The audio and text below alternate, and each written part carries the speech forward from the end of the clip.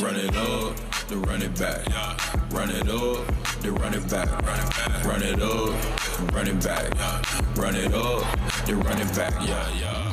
Yeah. Hello and welcome to Run It Back. I've got my coffee this morning. I like to drink it every other day, Lou. Chandler, you want to talk about that, or are we just gonna Played hooky on us today?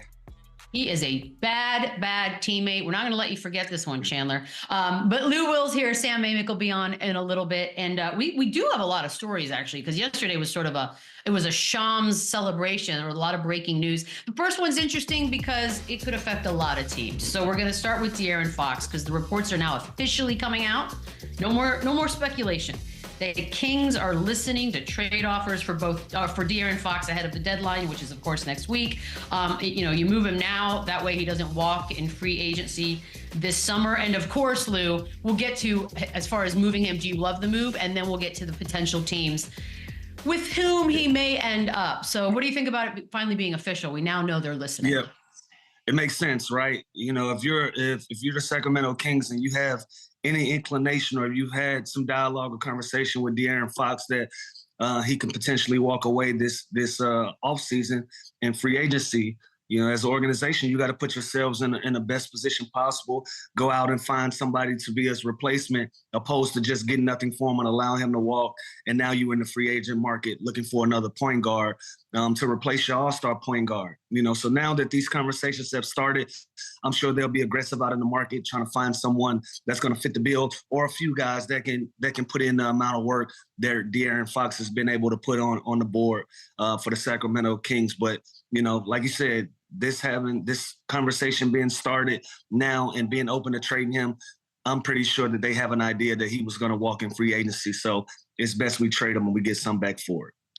Smart. It always seems like a no-brainer to do this, and yet sometimes it just doesn't happen this way. And then, you know, the reports come out, so immediately, where does he want to go? And Spurs Twitter blew up because there are some reports out there now that he would love to go to San Antonio and be teamed up with Wemby. Here's the thing, though, and I spent a lot of time last night crunching numbers and doing the math. Who do you give up? Because you got Devin Vassell, you've got the rookie who I know, Steph Castle. So you're going to have to give up something. What do we think happens here if, in fact, San Antonio is the destination? I don't want to play GM here, but, you know, you possibly got Chris Paul on an expiring contract. That'll be appeasing to some teams. And then you got young talent. You know, you can't get something for nothing, right? Somebody has to go. You got Vassell, you have Castle, you have all of these young pieces that you were willing to build around. But when you have a guy that's going into his prime at 27, 28 years old, somewhere around there, somebody will tell me how old De'Aaron Fox is. But when you have a guy that's reaching his prime potential and he's in that position, you gotta test the market. You gotta see what can happen. And so you don't get a guy like this for nothing. One of these young guys are gonna have to go, possibly two or three of them, and that's gonna give them a better opportunity to win games if the San Antonio Spurs feel like it. So, you know, we're very early in this process of conversation. I'm curious to see what happens from here. He's 27, but how weird. He's like the only person I've ever seen this, where you look on his Wikipedia and it just says born 1997, no birthday. It's like a vampire. I'm going to look into that. Here's where it gets weird, right? Because we know it's a business and it's, you know, you shouldn't take things personally, but you got some teammates on this team. Sabonis signed an extension. DeMar DeRozan went there. Malik Monk took less money. All of this was under the assumption that they were building something with De'Aaron Fox. Now, him leaving, if in fact they pull this off, how does that affect the team? Is that a dagger?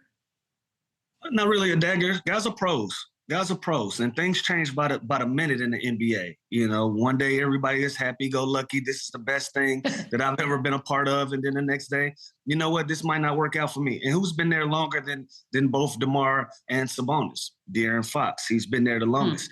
He knows the lay of the land. He has a better idea of where this franchise is going in the near future. And he probably just decided, you know, if there's a time for me to get off the boat and try to further my career along in a different direction, this is probably the time now.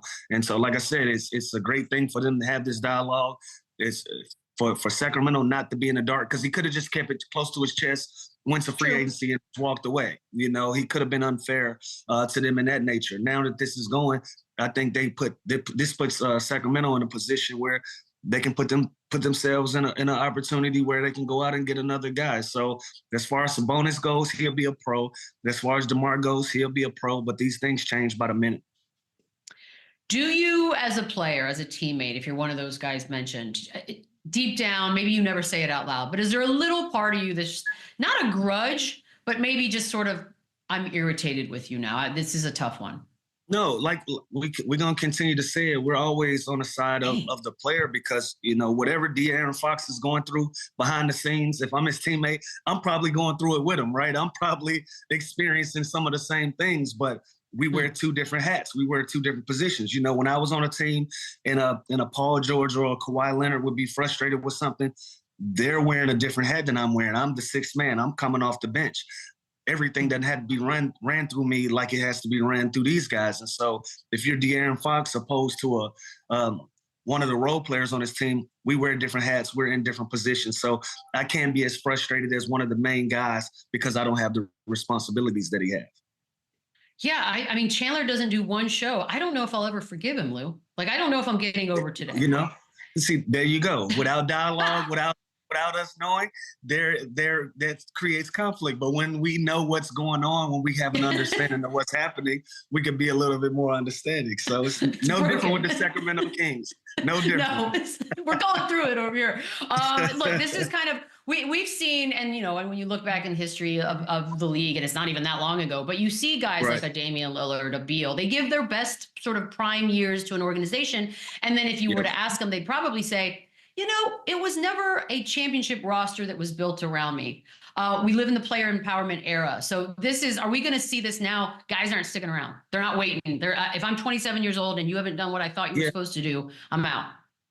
It's a gray area for me because, you know, there is adversity in being the head guys. You know, you look at Dame Lillard. At one point, Dame had C.J. McCollum. They brought other guys in to give them that opportunity. They were knocking on the door of championship runs, getting to the Final Fours, getting to the conference finals and things like that. They were knocking on the doors. Washington Wizards, Bradley Beal, John Wall, they put pieces around those guys. They were knocking on the doors. They were one of the better teams in the Eastern Conference. So sometimes when these young guys, when they leave, it's like you're running away from some adversity. You're running away from the adversity. But on the flip side, you do have franchises that don't do their due diligence in building championship rosters and really paying attention to the basketball side. Some NBA owners and some franchises, they run it like a business. If we're not making ends meet or we're not making a real deal profit, we have to look at this thing like a business and we have to cut expenses. Some teams, they spare no expense on winning. So, you know, it's a tale of two stories when it comes to organizations and ownership and those type of things. But now that you're looking at it, like you said, player empowerment, these young guys, younger and younger, are starting to understand the business of basketball. They're starting to understand that they're their own individual companies within the company. And so they're operating like that. If it's not going right for their individual company, they're more open than ever than to walk away and go find something else for them to do and see if they can have a better opportunity somewhere else. That's the life is too short philosophy. You don't want to waste time. Moving on to a fun story. Look at this. Iggy, four-time NBA champion Andre Iguodala. Yep, getting his jersey retired. It's going to happen in February on the 23rd. Yeah. It's happening sooner rather than later, Lou. You love it? Absolutely love it.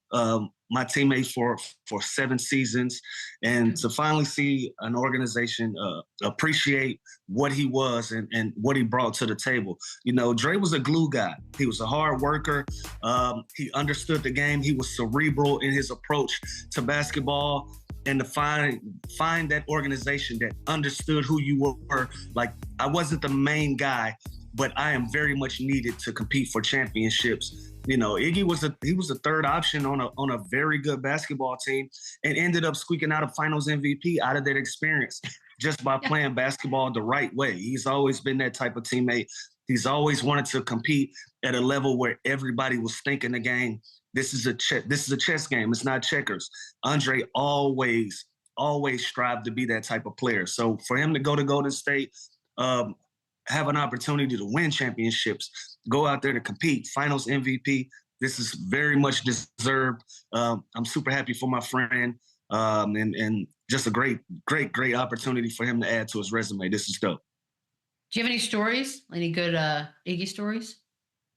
Yeah, I always remember this one time we lost the game, and Iggy came in and he was really happy, and he was just encouraged by us losing the game, and I was confused, and he was like, man, he was like, we're right there, we're right there. And I was like, what do you mean? And he just kept saying, we're right there, we're closer than we think we are. And when you lose a game, it's hard to see it's hard to be positive, right? It's like, what is he even talking about? And we went on a historic run right after that because he realized that we were playing the game the right way. We were trending in the right direction. And that always stuck with me because once he left there, he went to a couple of places, didn't find the groove that he was looking for. Boom, he lands in Golden State, and everything that he was talking about, he's right there. The chess matches, the chess pieces, playing the game the right way, playing the game in a place where all guys believe in themselves. He had finally found that place. And so that was one thing that he said after a game that always stuck with me. And he carried that with him, and it turned into championships. Is there a world in which, I mean, he did play the 7 seasons there in Philly, and he was an all-star as a Sixer. Does he get his jersey retired in Philly too? No, I don't think so. The city didn't embrace Andre like they should have, and Andre didn't embrace the city like he should have. I think he was just in a bad predicament. You know, you got somebody who's iconic and legendary like the original AI in Allen Iverson, and then you bring this guy in as his teammate to be the up-and-coming next guy up in line. And Dre wasn't a scorer. He wasn't a dynamic scorer. Dre wasn't going to go out and get you 25 to 30 points. That's why he needed a guy like me. He needed somebody like me to go out there, score the basketball. Dre wanted to defend. Dre wanted to go out, like I said, be a glue guy, play in between the lines of what's needed to win games. He wasn't necessarily a marquee guy. He was marketed as the marquee guy. He was marketed as the main guy, but that wasn't naturally that's naturally not his personality. And for that, I feel like the Philadelphia fan base never gave him a real opportunity to show what type of player he really was and who he truly could be, and vice versa. So the relationship was never what it should have been. So no, I don't think he gets celebrated in Philadelphia, but I feel like in hindsight, these fans could appreciate what he brought to the table. For the Golden State Warriors, I wish they would have realized that's who he was in Philadelphia. And for that, it was combat, back and forth on both sides. And so, you know, I think there's some bridges to mend there with the Philadelphia faithful and Andre Iguodala for him to be appropriately appreciated out there. I mean, in hindsight, with everything they've gone through since, I feel like there's some forgiveness to be found in all of this. The Warriors thing is interesting. Here's the thing. They got the big 3, obviously. You got Clay, Draymond, and Steph. So those are all getting retired. I think that's a no-brainer. What about KD? Will they retire a Durant jersey? That's interesting. They should. I mean, they should. Make no secret about it.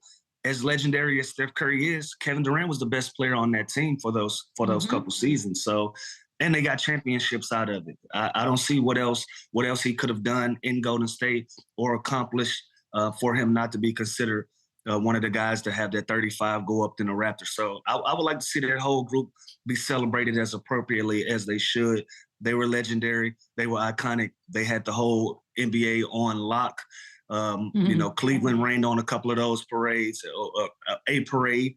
But other than that, these guys went on an iconic run. They changed the game forever. I want to see all of those guys celebrated. I'll never forget walking back to the car through the parking lot when Cleveland rained on that parade. I've never seen sadder people in all my days. It was weird. It was eerie. We had a game last night, and I believe someone on this show called for the Maxey points. Glad I did. 43 of them he had. That was the only win we got. I know. He crushed it. They beat the Lakers 118-104. There's no Embiid. There's no Paul George. Anthony Davis leaves this one in the first quarter. Kelly Oubre with 28 and 5. LeBron had 31, 9 and 8. But Maxey's been amazing. He's had 28 plus points and 11 straight games. Obviously, this is a show. We are a pro Maxey show here. But a lot of people don't have him making the All-Star East roster. I feel like he should, but I understand there are limited spots. Where are you on this one? Honestly, I think it's fair, right? Like Philly was just, they weren't as consistent as some of these other guards were. You know, like I said, you still got Garland is still out there. Yep. Trae Young is still out there. Everybody's been making the case for LaMelo Ball. With all the points, so many points. Yeah, like votes. you still got a lot of guys that are just been in better positions. They've been more consistent. And don't get me wrong, Maxey has done everything he can, but sometimes your team's success is part of the conversation. And I think Maxey is going to get caught up in some of the headlines and the narratives that's been created for the Philadelphia 76ers. I don't think he gets the benefit of the doubt to be judged by what he's done individually this year, just as one of the star players. I think everything going on with their team collectively is going to go in his decision in being an all-star. And for that reason, I think he's out because there's some guys in front of him that's going to get that benefit of the doubt. But he did everything that he possibly could. Listen, he's the reason why they're still in contention now. Yep. Look what he just did. Look what he just did last night. So it's no slight to Maxey, but we know how these things work with narratives and people trying to fit the conversations that they create into a certain mold to make it make sense and look like geniuses. And for that, I think he's going to be out. I mean, I think if you talk to a super cash fan and you just say Sixers, they think, oh, Embiid never plays. Like that's the story they think of when you say Sixers. I mean? They don't know. They don't know. They never say, well, we still got Tyrese Maxey. Like right, and they should never say that. And then he quietly goes out and get a 43 and goes on these epic runs and he's still never the part of the conversation that we want to hear. It's like, yeah, they won last night, but when are we getting Embiid back? Yeah, they won last night. When are we getting Paul George back? It's almost like a oversight of Tyrese Maxey. You know what I mean? So for that, I just think because of those narratives, because of those storylines, I don't know if he gets the benefit of the doubt from some of these coaches and votes. We're watching. We see you. He did talk about he got his LeBron jersey swap last night. Here he is. I told him after the game, I said, look, man, I waited 5 years to ask for a jersey. I know I've known you for a while, but I think I'm going to go ahead and get it this year. He's like, all right, cool. But he's just like a big brother to me.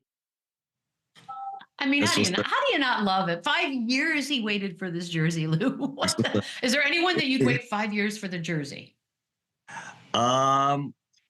Yeah, it was a lot of guys I waited over 5 years. I got a lot of my jerseys signed in my last season, and the other way around, a lot of guys asked for my jersey in my last season, and so you never really know how much guys look up to you, and it's a pride thing, it's a competitive thing. You're not gonna ask a guy for a jersey when you know you're gonna be competing against him for a long time, and you know Tyrese Maxey realized that window might be closing. If I'm gonna get a jersey, this is my opportunity to strike. So, you know, this is amazing. It's great to see what LeBron means to the game, and Tyrese Maxey cherish that moment, bro. Because at one point you're gonna be the guy that you know these young guys are gonna say, "Hey, Tyrese, I waited 5 years to ask you for your jersey as well." So this is a great continuation of the game for these guys to show respect to each other. But it's cool to know that he got his jersey, but he waited 5 years. He was patient. He waited 5 years. He's always smiling, even through the bad. It's pretty amazing to see. The Sixers owner, Josh Harris, though, not smiling. He is obviously very dissatisfied with where the team is right now. His quote, "No one's happy with where we are." Then he goes on to say that, you know, once Embiid gets back on the court, that's everything's going to straighten itself out, and that's what they're planning on. See, look, I don't have truth serum. See, there we are. You just had a big win. You're in the play-in. Like, show some love to the guys that are going out there and laying it on the line. At this point, we know there's going to be inconsistencies with Joel Embiid being on the floor, and that's okay. He's dealing with a real injury. He's dealing with a real knee problem that's been an issue for years on out. Why not just show love to the guys that are out there competing on the floor? But again, that's his team. He's the governor of that team. He can say whatever he wants, but this is our point to Tyrese Maxey. Like, shed some light on the positives that are coming out of this. Here's what I don't get, right? Because we talked about this. Like, we keep talking about it. And Beal, unless a miracle happens, it just doesn't feel like it's going to heal. Like, at least not in the way that they would need to have a long, sustained play from him. So the way he's saying that, it makes it sound like, yeah, they're a game behind the Bulls for the play-in, but he's thinking that Embiid gets on the floor, they're right back in the swing of things. It feels more like they're closer to tanking than they would be to really going all in. I'm a little confused. Like, are they really doing this? Are we really waiting? Yeah. I know you can't, but You can. So with that mindset, you got to give yourself the best chance to go out and get in the playoffs, you know. And these guys, you're hearing the messaging coming out of Philadelphia. They're saying it. Who would want to see us as an 8 seed? Who would want to see us as a 7 seed healthy with all of these guys in position? They're not giving up. They're not losing hope on this. And like I said, as far as the fan base goes, you can't get these guys to buy into another tank or a process or any of that crap. They want to win right now. You told us that we were winning right now. This team was to be built on the backs of these guys, and we want to see it through. We want to see it through, and we're not making no excuses for ourselves, you know? So as we look at the standings here, they're right there in the conversation. If they continue to make a run while Embiid is out, why not feel confident in your abilities when he's back on the floor? We know what he's going to give you. We know what type of player he is. And so if you can get him, Maxey, and Paul George back healthy with the rest of those pieces around those guys, why not feel like you can make some noise in the playoffs by squeaking in at a 7 or 8 seed? Mm-hmm. This is the face of someone who doesn't buy it. Yeah, you can't, but you can't. You can tank. So if you can't tank, you can't. So now that that's off the board, you can't go out there and play mediocre. You got to play the best basketball you could possibly play. Then they feel like Joel Embiid on the floor gives them that opportunity. And they're right. I agree with it. I mean, they just deal with what they deal with, I suppose. You can't really control it, and we'll see how it plays out. But Bronny James, solid minutes for the rookie last night. First quarter, finished with 15 against the team. This is what JJ said. JJ Redick said after the game. He didn't play well, but he has confidence in him. He obviously had, the 31 points the other night in the G League. As far as Lakers rotation, and I know injuries are going to happen, things are going to happen, back-to-backs are going to happen, but is he going to find an actual spot? I don't think so at this point. I think he got on the floor by just chance and circumstance with what's going on with the Lakers. The one thing I do love about Bronny James, he doesn't lack confidence. Like, even the mistakes that he goes out and makes, he's making them with confidence because he feels like he can make those plays, he can make those shots. I say continue on. You know, he has all of these eyes on him. He's under a microscope. Every little thing that he's going to do is going to be graded. It's going to be an opinionated conversation. Allow the young man to go out there and get his feet wet. Like, these were solid minutes last week. Didn't play great, but like I said, he was out there confident. He didn't look out of place. It didn't look weird. It didn't look like somebody was doing him a favor. He's earning everything that he's getting. Just continue to play with confidence. A lot of those shots that he's taking, the little floaters, he'll start learning spacing. He'll start learning angles, all of those small intangible things that's going to come with being an undersized guard in his position. He'll be just fine. But these were great minutes for him. Didn't make the best of them, but he'll continue to grow and he'll continue to learn as the game slows down for him. You do what you do. Guys, we're going to take a quick break. When we come back, he's back, senior NBA writer for The Athletic. Sam Amick joins the show. We got lots to talk about with him. Run it up, run it back, run it up. Oh, we got Sam Amick joining us, senior NBA writer for The Athletic. Sam, I was just thinking, we need a hype video for you where you're just frantically like at your desk doing work. Is there a song that you would want for your hype video? I mean, I'm going to go top of mind, and I know it's really, really predictable given these times, but everybody's loving Kendrick's album, so like Squabble Up maybe, you know. Okay, like, okay.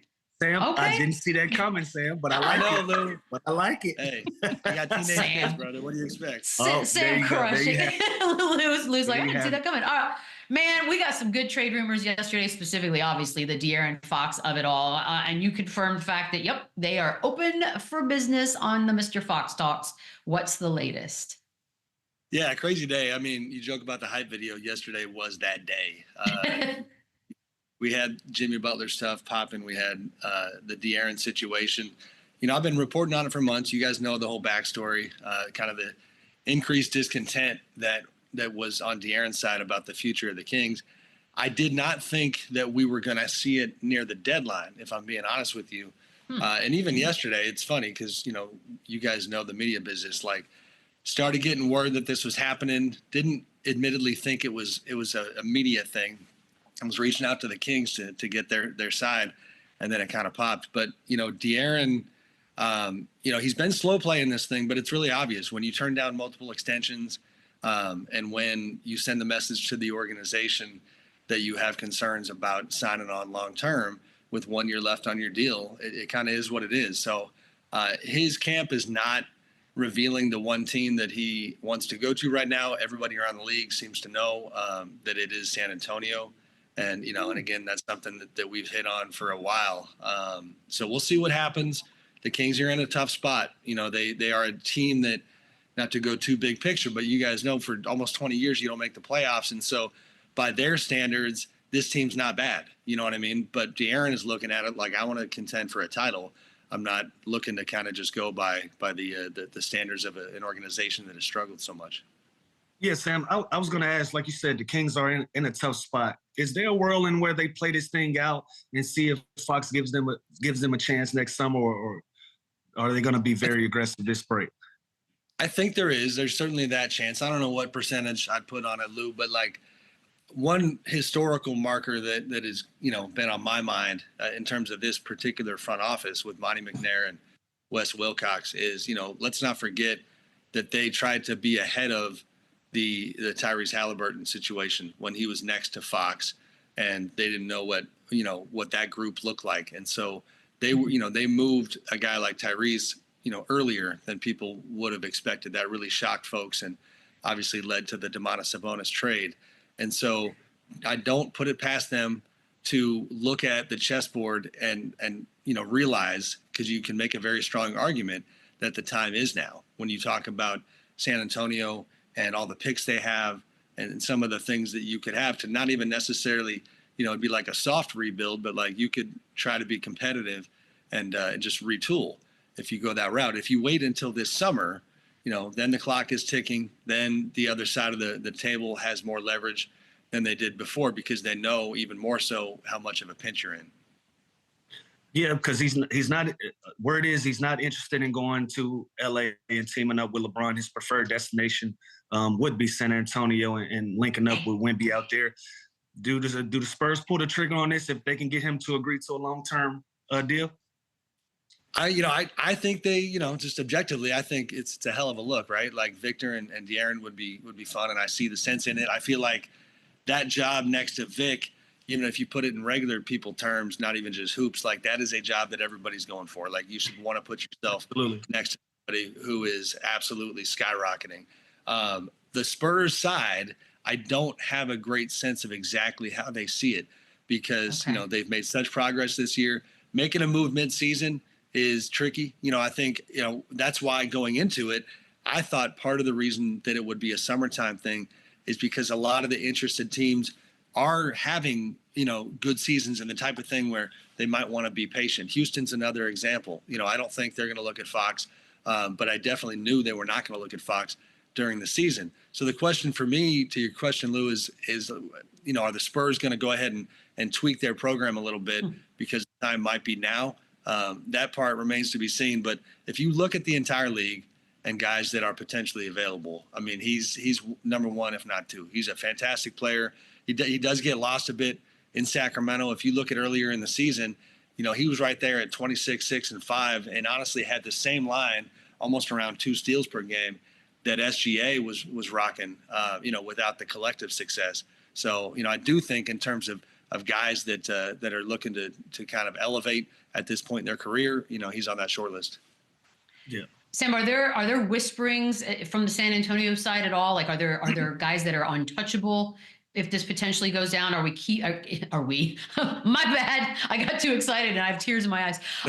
Steph Castle, is he untouchable? Like, are there any rules to this right now? I don't have clarity on Steph. I mean, Michelle, you're the one with the hookups there. Let's call your people. Like the intel could be coming from your side on that one. Yeah, I mean, Harrison is going to be. It's funny. Harrison can't be moved in a 1-versus-1 deal because he just traded last summer. In a 3-team deal, he can be moved. So for money purposes, that kind of, it's not the type of player you're talking about, obviously, but that's a detail that is part of this equation. If from there it becomes, I think, on the Kings side of the table, because the Spurs have all those picks, but also because the Kings want to win, I would imagine they're going to try to, split the difference and go for half assets and half good young players who can help them right now. But I don't know exactly who San Antonio is trying to protect.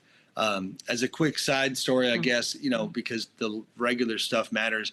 It's been interesting or, even the life stuff, to talk to people about Fox. He grows up in Houston. He's a Texas guy. It sounds like, he would be comfortable playing in that part of the country, but there's just been funny stuff flying around about which teams would he be comfortable with, to what degree does he want to go back to Texas? I would love to get clarity there too, but we'll see what happens here. Man, that state tax situation, it is pretty attractive. You can get back there. I'm not going to lie. It is crazy, Sam. There was a long stretch where San Antonio was sort of the capital of NBA talk for a while, whether people liked it or not. The idea that now, because of WEMBY, strictly because of WEMBY, that all of a sudden San Antonio will be looked at as a destination. Can we expect that to happen more and more? Yeah, that's my point. It's like a race to fill that spot. That spot, once it's filled, is going to be filled, or those spots, maybe call it two of them, depending on how good of a player you are. But, they are trying to build a team that is going to take over the NBA. That's just a fact. And, and that's the type of attitude you can have when you have, a guy like WEMBY, who's just an absolute unicorn, alien, whatever you want to call him, and to see the progress that he has made in the second year, should obviously get the R.C. Bufords of the world and the Brian Wrights and Pop, hopefully Pop's recovering okay, in a mindset where, you go fill those jobs with the best of the best and then see what you can do for these next few years. Here's my question. Cleveland is back in the day and now considered another one of these quote unquote small market teams, and they had LeBron, but you weren't necessarily seeing people, killing themselves to try to get to Cleveland, Ohio, even though LeBron James was there. Is there something different about WEMBY? What is it that makes this seem a little more doable or desirable? Well, for a guy like Fox, you obviously just there's a guard spot that, the 1-2 combo job opening is right there. Style of play wise, listen, LeBron has always been a guy, obviously, who made people better around him. But Vic, when you talk about his attitude, his kind of aura, if you will, he is a guy that seems, I know it's very early, we shall see, but a little bit of Steph Curry vibes when it comes to, finding a way to play with guys. I don't know exactly what it is. I think also if you look at the program, the Spurs program, that is that kind of the sum being better than the whole of its parts type operation where, you go there, you have the culture. But I think it's just, it's kind of that idea that the future face of the league needs some help. Right now, they are a fringe playoff team and with aspirations to be much more. And, if you want to sign on for that, then let's go. What a fun little part of the segment we just had, guys. I'd like to thank you both for being awesome, but there's more. Don't worry. That's just the end of the San Antonio for the Spurs, Beadle. It's weird. I feel like a proud grandma. Jimmy Butler. Let's change gears completely because this came out that he's suspended. I know, totally different vibe. Suspended indefinitely. Not the kind of word you want attached to that, but here we are. And now, as a result, his price is lowered, which is very rude to read of yourself, and that the Warriors are potentially back in the mix. Sam, are we looking at Jimmy Butler in the Bay? Well, whether it's the Warriors or some of the, we're kind of going into phase 2 or phase 3 of the Jimmy talks because it does appear that Miami, for all the obvious reasons, time elements, uncomfortableness elements, that the price might be dropping on Jimmy because the desperation is rising. So if you're a team like the Warriors specifically, and, we wrote about 3 weeks ago that they were out on Jimmy Butler, but that was given with the disclaimer that if you had to give up people like Jonathan Kuminga and maybe even attach a pick and kind of, really put something substantive on the table that was going to impact your future, whether or not Jimmy was part of it, then a team like the Warriors was out. Now, if you're talking about, okay, the worst thing you might lose in a deal like that is Andrew Wiggins, then you might be talking. And it's, talking about desperation. The Warriors obviously continue to not play well. Steph is being patient. We know his public messaging and the support that he's shown for the organization. But we all know that he's an all-time great. It's funny, Lou's got that Olympics hat on that gave me memories. I've got the same hat in my office here, Lou. And, this dude just a couple months ago, Steph, was just, entertaining the entire globe with incredible transcendent play and reminding everybody what he can do. So, Steph needs help. So the Warriors, I do think it's safe to assume that they are reconsidering, like a lot of these kind of second-tier teams that didn't want to give up the entire bag for Jimmy. And another guy's name that's been part of that conversation as well is Bradley Beal. And his name has been floating around since he's been moved back to the bench. When it's all said and done, even though he has that no trade clause, anywhere he's going to go, it got to get cleared through him. When it's all said and done, where do you see Bradley Beal landing? Man, I don't know. I mean, right now, honestly, I'm probably handicapping Phoenix because, one of my colleagues at The Athletic, Fred Katz, had intel the other day that Brad it's a no-go with Chicago. The list of places that he's willing to go, which is not entirely clear, but it does seem clear that it's pretty darn short. And, that being said, we always focus on the human dynamics too. Like, it's getting pretty uncomfortable in Phoenix. I think, Brad's certainly, a smart guy who is getting the message that they're trying to mix things up and would love it if he waived that no trade clause for a number of different locations. His agent, Mark Bartelstein, has continued to insist that those talks aren't happening. But, like we know, Matt Ishbia, the Suns owner, is one of one when it comes to aggression in kind of possible personnel moves. And he's the guy that wants Jimmy Butler and has been trying to make this happen. So, I think the crazy part that whether a deal gets done, the crazy part that I think we can predict over the next however many days until the deadline is that we're going to hear talks of, 3, 4, 5 team trades that may or may not get over the finish line, but it's that type of stuff that is being talked about. And it's that type of stuff that ultimately with Brad, somebody might come to him, not somebody, it's, the Suns office or management and say, hey, Chicago, Milwaukee, Denver, where are we going? So we'll see what that looks like, but Brad is a massive factor here. Yeah, God, that's cold places. Every year this time, Sam, I'm for anyone who's like around me, I'm just like, man, I'm really excited about this year's NBA trade deadline. Like, I genuinely get excited at the potential for movement. And then more times than not, it feels a little like, fizzles out. Sure. Does this feel different at all to you this year? It feels like a lot just recently because, the Jimmy stuff is all encompassing. And so, and that's potentially just one guy getting moved. But I'm with you. It might be underwhelming in the end, despite all the stuff that we're going to talk about because of this CBA that is so restrictive, and that's even with the Fox situation. It's like, okay, if the Kings and the Spurs and whichever other teams are involved can't get to a place of agreement, like the hoops that you have to jump through under this CBA and the number of times when you actually might have 2 or 3 teams saying, hey, let's dance. We're on the same page vibe-wise, but we just can't agree on this detail or that detail. It's just very, very hard to get stuff done. And, look at the Lakers, for example. We're constantly talking about, shouldn't the Lakers do more? Who they're going to get? And there are times, not every time, but times when I talk to the Lakers side and I get it. Like, oh, you had this in the hopper, but this got in the way. This CBA, and by design, the league, wanted to give teams advantages to not lose guys. They wanted parity within this league, and they put in a lot of, mechanisms that have complicated player movement when it comes to trades. And so, we'll see how loud it is. Boo to that. By the way, if you had to put money on it, do you think Jimmy Butler gets moved by this trade deadline, or are we looking at more awkward situations after it?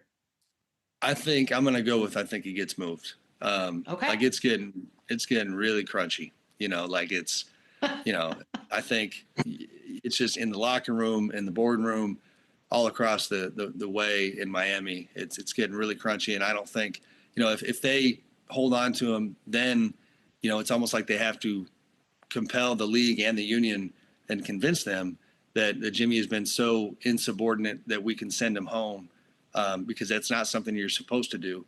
Like that, I think they know that if they're going to have any hope for their season and trying to make the playoffs with the guys in that locker room that are trying to still play ball, then they need to find a trade here.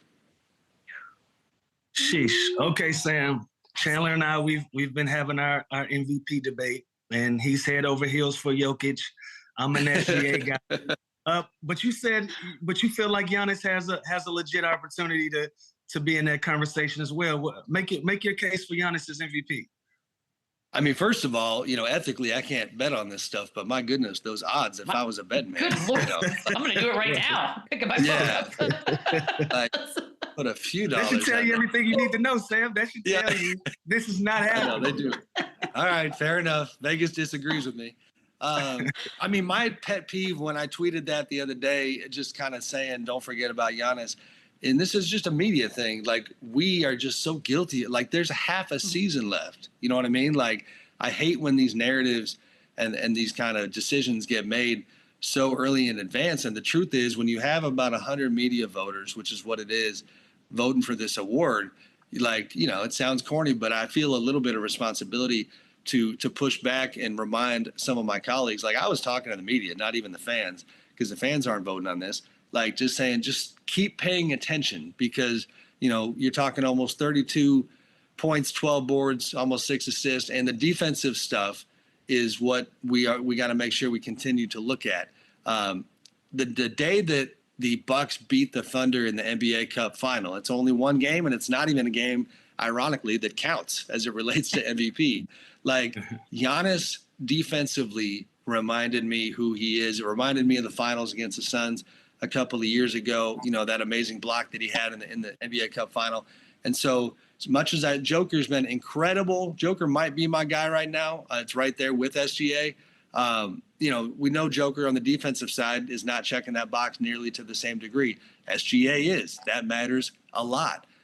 So I just wanted to, let's just not have it be two dudes from now for the entire second half of the season. Like, what Giannis is doing, if you talk about historical context, and I don't have all of it right in front of me, like, this stuff is not, it's not been done when it comes to that level of production across the board, just like Jokic, and then SGA is incredible. So it's a fun race, and team success is going to matter a lot. So, the Bucks and the Nuggets, and what they do, that's going to impact whether or not either one of those guys can knock SGA off that pedestal. But we'll see what happens. Lou, plus 12,000. Those are Lou odds. Like, I'm shocked that you're not a little bit intrigued. Just a little bit. I like, if I'm a bet, I'm going to hit home runs. That's a big one. It's about as big as it gets. Sam, you're awesome. Love having you on. I know you got about a week till the trade deadline, so enjoy the chaos. Hopefully it'll be a good one. Thank you, guys. Appreciate you. All right, we'll be right back. Run it up, run it back, run it up, run it back. All right, Lou, we got a little you buying that. Kevin Garnett is up first. It's like the same guys. But he recently said it's very clear that the NBA wants Victor Wembanyama to be the face of the league. However, if you go around, you travel different neighborhoods, little kids want to be like Anthony Edwards or Ja Morant, which the league doesn't want. Are we buying that? That doesn't want is an interesting part to that. I'm buying that the NBA would love to have Wemby as the face, but what's wrong with having all three of these guys as the face of the NBA? I played 17 years and there never was one guy. It's always been this guy versus that guy, or this guy versus these guys. It's always been a plethora of guys. It's always been at least two or three. It's never just been one guy. So yes, can Victor Wembanyama be? Is that the right one? Right? Talk to me, Beadle. Is that right, though? Yeah. The league obviously wants Victor, but they obviously want Ant, and they obviously want Ja. Ja had a step back in some of his personal issues, but since then he's done everything to get himself back in this conversation and win the trust over of the fans and the media alike to put himself back in this position. And so, yes, would they like Wemby? Would they like the unicorn guy to be the face of the league? Absolutely. But I think there's a play there for these other young guys as well. So I'm buying a little bit of it, but not all of it. I think it's room for all of these guys. Okay. Vince Carter. Jersey was retired last week. It was a big old party last weekend. 16 years, though, after the fact. So are we buying that jersey retirements should actually happen, basically after a dude retires? Right away. Absolutely. Yeah, absolutely. Buying that. Always after you retire. You never know what's going to happen when you're active. What happens if Miami Heat, if they retire Jimmy Butler's jersey last year, and now we have or Joel Embiid in Philadelphia and blase and blah. We can go on and on. These should absolutely happen when you're done playing the game, when you're over. When you retire your jersey and you put it down, that's when everybody else should. So there should never be a situation. 16 years? That's a long time. That's a lifetime. That was a relationship thing. They had to get back on the proper terms. And so, but again, 16 years is a long time when you play 22 years. When you play 22 years Fair. And you don't give them the chance to retire your jersey, you're going to have a delay in these things happening. Okay, that's fair. That was like my second job was when Vince was playing at the Nets. That's how long ago that is. Go ahead, Beadle. No, it's crazy. It's crazy because 16 years is. But you know what? You're right, because there's a part of when you wait that long. If you saw the videos and stuff that came out and the tributes, there was such a feel-good vibe to it that may not be the case if you do it like a year after. Yeah. Okay. Like give it some time. I wouldn't say 16 years worth of time, but give it some time. Like a decade. Yeah, you got to make people miss you and think about the good times. All right, we're going to take a quick break and wrap things up on the other side on Run It Back. Run it back. Run it up. Run it back. Well, unfortunately, to end the show today, Lou, we got a bit of breaking news. Jalen Johnson's going to have some season-ending surgery on that shoulder, which means he is done for the year. And what a year he was having. His team, they were beating teams you didn't see coming. So you were his vet. How you feeling about this? Yeah. Tough break. I hate that I learned this from breaking news. This was something that I wasn't aware of, but just makes me sad and disappointed that this is the way that this season is going to end. Finally having an opportunity to show how good he was, took advantage of that opportunity, averaging almost 19 points, 10 and 5. Like those are the numbers that get you paid, and he was able to do that, and I wanted him to further that. We even had him in the conversations of, possibly having a shot at being an all-star. So to see his season end like this is a bummer. Much love to Jalen. I'm sure he'll do what's necessary in rehab to get himself back on the floor fast as possible. We'll see him next season, and he'll be ready to go. But much love to JJ. This is a real bummer. Yeah. By the way, the team itself, they're in the middle of a 5-game losing streak. They've obviously had some really high moments as well. You think they have enough to withstand this kind of a loss?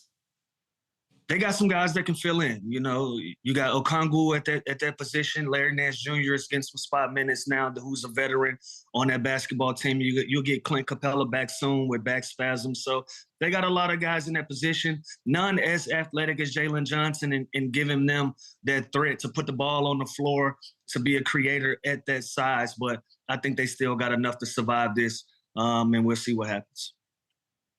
Man, that is a bummer. Last chance to make fun of Chandler before we go. Do you want to say anything mean to him? Not cool, bro. He knows. DeMar DeRozan joins us mañana. Everybody have a great Wednesday. We'll see y'all then. Bye. Run it up, then run it back. Run it up, run it back.